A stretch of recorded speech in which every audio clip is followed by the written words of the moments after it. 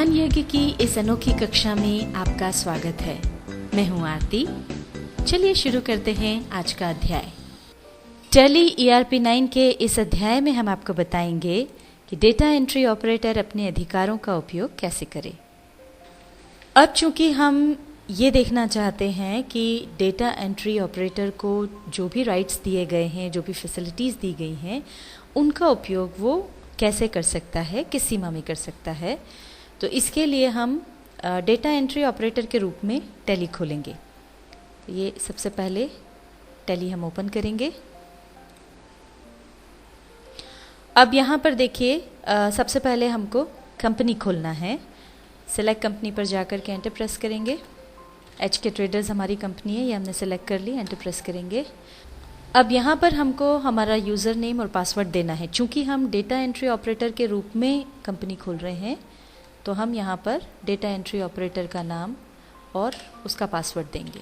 अगर एडमिनिस्ट्रेटर के रूप में खोलना है तो फिर हम वो यूज़र नेम और पासवर्ड देंगे। एंटर प्रेस करेंगे। ये देखिए, ये कंपनी खुल गई है। यहाँ पर गेटवे ऑफ टैली जो है वो आपको थोड़ा सा अलग नज़र आ रहा होगा। यहाँ पर ऊपर मास्टर्स में अकाउंट्स इन्फो के नीचे इन्वेंट्री इन्फो होता है, जो यहाँ पर नज़र नहीं आ रहा है। रिपोर्ट्स में चूँकि हमने रिपोर्ट्स अलाउ नहीं की थी, ये फैसिलिटी नहीं दी है, इसलिए यहाँ पर balance sheet, profit and loss account, stock summary, ratio analysis, ये सब यहाँ से गायब है।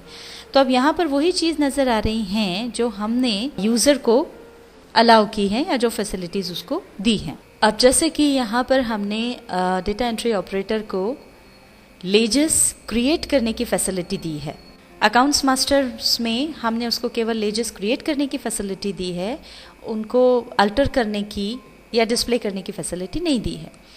तो ये अगर हम अकाउंट्स इन्फो में जाकर के देखेंगे, इसमें अब हम लेजर्स में जब जाकर के देखेंगे तो ये देखिए, आपको नज़र आ रहा है क्रिएट वाला जो ऑप्शन है वो तो चालू है, सिंगल लेजर हो या मल्टीपल लेजर्स हो, क्रिएट का ऑप्शन चालू है, पर डिस्प्ले और अल्टर का जो ऑप्शन है वो बंद है। इसका उपयोग वो नहीं कर सकता है। एस्केप की दबाते हुए वापस बाहर आ जाएंगे। इसी तरह से और सिक्योरिटी लेवल को आगे चेक करने के लिए हम आगे बढ़ते हैं। हम यहाँ पर अकाउंटिंग वाउचर्स में जाकर के पहले कुछ एंट्रीज करके देखते हैं। सबसे पहले यहाँ पर हम डेट चेंज कर लेंगे F2 की प्रेस करके।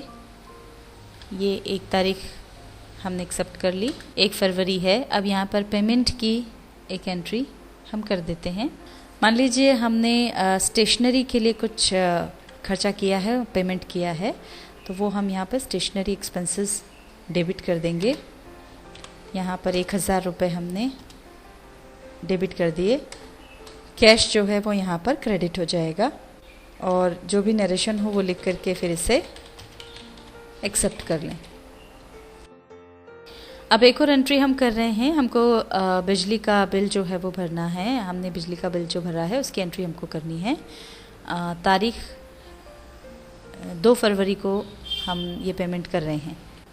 और अब यहाँ पर हम इलेक्ट्रिसिटी एक्सपेंसेस, ये यहाँ पर लेजर चुन लिया और यहाँ पर हम डाल देंगे 2000 रुपीज़, नरेशन लिख देंगे। तो 2 एंट्रीज हमने की, 1 फरवरी और 2 फरवरी को। सिक्योरिटी लेवल निर्धारित करते समय हमने डेटा एंट्री ऑपरेटर को बैक डेट में कोई भी एंट्री करना अलाउ नहीं किया है। बैक डेटेड वाउचर्स में हमने 0 दिया था। उसको चेक करने के लिए हम बैक डेट में एक एंट्री करके देखते हैं।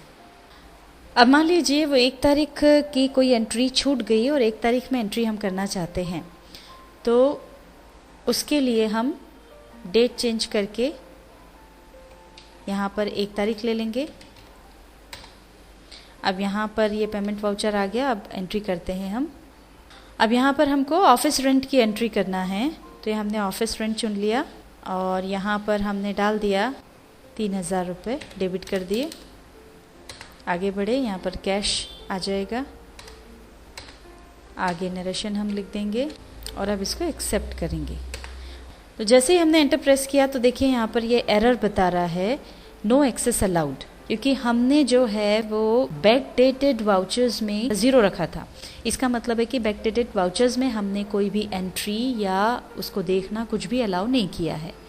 तो अब ये बैक डेट में जाकर के एंट्री नहीं हो पाएगी। इस तरह से यहाँ पर अभी हमने देखा कि हमको जो फैसिलिटी, जो राइट्स मिले थे एंट्री करने के, वो हमने उस हिसाब से एंट्री कर दी।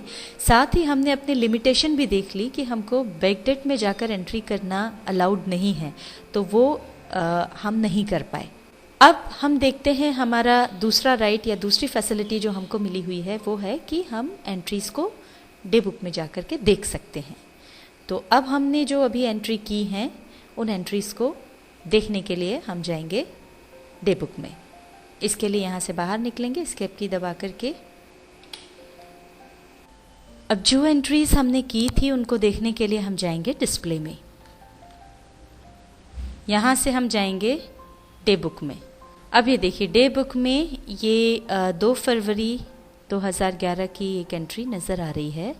हमने 1 तारीख में भी एंट्री की थी। अब मान लीजिए हम वो भी देखना चाहते हैं, तो हमको जिस भी पीरियड की एंट्रीज देखना है वो पीरियड हम डाल देंगे। ऑल्टर F2 की प्रेस करेंगे। अब यहाँ पर हम पीरियड ले लेंगे। ये हमने 1 फरवरी से 2 फरवरी तक का पीरियड ले लिया है। अब ये देखिए यहाँ पर आपको 1 फरवरी की जो एंट्री है वो भी नज़र आ रही है। दोनों एंट्रीज हमको दिख रही हैं। अब मान लीजिए आप 1 तारीख को हमने जो एंट्री की थी उसकी डिटेल देखना चाहते हैं, तो ये हमने सिलेक्ट की हुई है। अब एंटर प्रेस करेंगे। ये देखिए यहाँ पर आ गया नो एक्सेस अलाउड, क्योंकि ये बैक डेट का वाउचर है, बैक डेट की एंट्री है, इसलिए हम इसके अंदर नहीं जा पा रहे हैं। अब हम 2 तारीख की जो एंट्री है उसमें कोशिश करते हैं। एंटर प्रेस करेंगे। ये देखिए, तो एक बार यहाँ हमको फिर पता चल गया कि जो हमने सिक्योरिटी लेवल बनाया था वो इस तरह से काम कर रहा है। हमने बैक डेट के किसी भी वाउचर में एंट्री या अल्ट्रेशन अलाउ नहीं किया है, इसलिए हम उसमें नहीं जा पा रहे हैं। तो ये हम प्रेजेंट डेट की एंट्री है, इसमें जा सकते हैं। इसमें कोई चेंज करना है वो भी कर सकते हैं, पर पीछे की डेट की कोई भी एंट्रीज होगी तो उसमें हम कोई चेंजेस नहीं कर पाएंगे। अब यहाँ पर जिस तरह से 1 तारीख की एंट्री नज़र आ रही है, इस तरह से अगर बैक डेट में कोई से भी दिन की या किसी भी पीरियड की एंट्रीज हम देखना चाहेंगे तो वो डे बुक में हमको दिख तो जाएंगी, पर हम उन एंट्रीज की डिटेल्स नहीं देख पाएंगे, उन एंट्रीज के अंदर नहीं जा पाएंगे। तो इस तरह से हमने देखा कि सिक्योरिटी लेवल बना देने के बाद किसी भी यूज़र को जो जो फैसिलिटीज़ हमने अलाउ की हैं वो केवल उनका ही उपयोग कर पाएगा, और जो जो फैसिलिटीज़ डिसअलाउड हैं उनका उपयोग वो नहीं कर पाएगा। अब यहाँ से हम बाहर आ जाएंगे स्किप की दबाते हुए। अभी हमने डेटा एंट्री ऑपरेटर के रूप में कंपनी को खोला था। उस समय जो जो एक्सेस उसको है या जो जो उसको फैसिलिटीज़ अलाउड हैं उसके हिसाब से, ये देखिए आप देख रहे हैं गेटवे ऑफ दिल्ली इस तरह की नज़र आ रही है। अब हम इसको एडमिनिस्ट्रेटर के रूप में खोलते हैं, तो वहाँ पर फिर आप देखेंगे कि ये सब चेंज हो जाएगा, क्योंकि एडमिनिस्ट्रेटर को फुल एक्सेस है। किस तरह से चीज़ें बदल जाएगी वो हम देखते हैं। सबसे पहले तो हम कंपनी को बंद कर देते हैं। यहाँ पर ये ऑप्शन है कंपनी बंद करने के लिए, और अब हम वापस कंपनी खोल लेंगे। सेलेक्ट कंपनी कर ली है। अब यहाँ पर वापस से ये नेम ऑफ यूज़र और पासवर्ड डालना है, तो ये अब हम एडमिनिस्ट्रेटर का डालेंगे। अब ये देखिए कंपनी खुल गई है। अब यहाँ पर आप देख सकते हैं कि जब हमने डेटा एंट्री ऑपरेटर के रूप में कंपनी खोली थी तो इसमें सारे ऑप्शंस नहीं थे, पर अब आप यहाँ देख सकते हैं इन्वेंट्री इन्फो भी आ गई है, और यहाँ पर balance sheet, profit and loss account, stock summary, ratio analysis, ये सारी की सारी चीज़ें यहाँ नज़र आ रही हैं। चूँकि एडमिनिस्ट्रेटर को फुल एक्सेस होती है इसलिए वो सारी फैसिलिटीज़ यूज़ कर सकता है। टैली ERP 9 के इस अध्याय में हमने आपको बताया कि डेटा एंट्री ऑपरेटर अपने अधिकारों का उपयोग कैसे करे।